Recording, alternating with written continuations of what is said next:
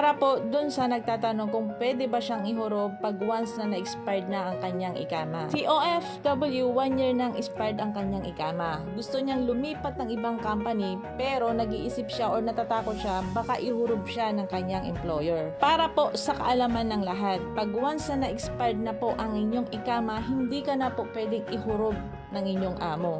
Kung gusto mo naman pong lumipat ng ibang company, pwede naman po. Ganito po ang gawin mo. Pag once na na-expired na ang inyong ikama, maghanap ka ng magandang company. Pero, bago ka lumipat, kailangan yung sponsorship mo po ay napalitan na sa bago mong company para wala nang habol ang dati mong employer. Paalala ko lamang po, gawin nyo itong pasikreto para hindi po kayo maunahan ng inyong employer. Pag once po kasi nalaman ng inyong employer na lilipat kayo sa ibang company, nire-renew nila ang inyong ikama, after nun, ihuhurog po kayo. Pwede kayong